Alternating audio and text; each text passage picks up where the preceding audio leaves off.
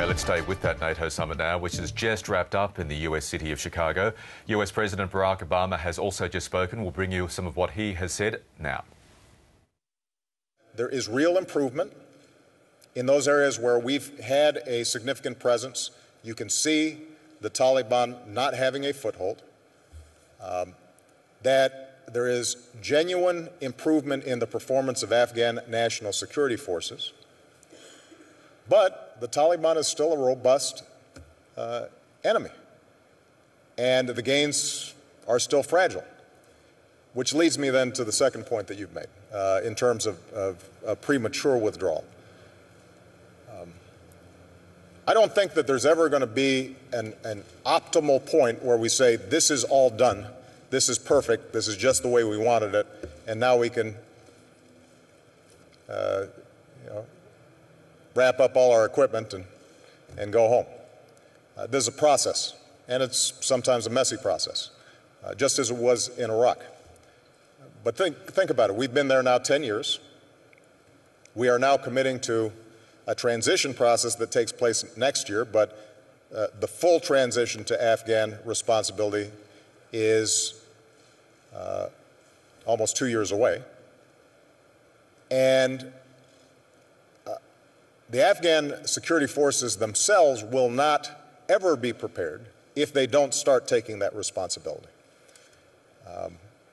And frankly, the large footprint that we have in Afghanistan over time can be counterproductive. We've been there 10 years, and I think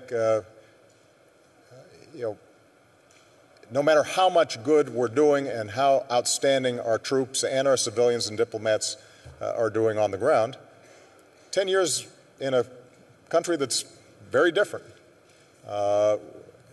that's a strain, not only on our folks, but also on that country, which at a point is going to be very sensitive about its own sovereignty. So I think that the timetable that we've established is a sound one. It is a responsible one. Are there risks involved in it? Absolutely.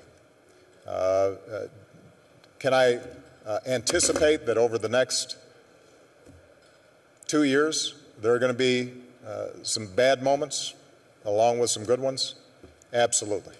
But I think it is the appropriate strategy whereby we can achieve a stable Afghanistan that won't be perfect.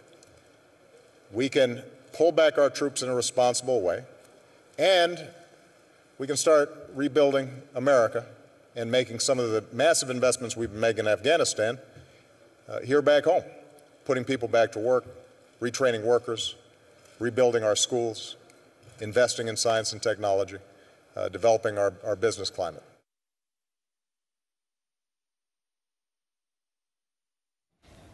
Barack Obama lost for words there at the end, but we heard most of it speaking to media at the wrap-up of the NATO conference in Chicago. Now, very shortly, we'll be going back to Chicago to speak to our North America correspondent, Craig McMurtry, who has been watching proceedings. And also, after 8 o'clock, we're joined by the world-leading counterinsurgency expert, David Kilcullen, a former Australian Army soldier. He's been advising the State Department for years on counterinsurgency techniques in Afghanistan in particular.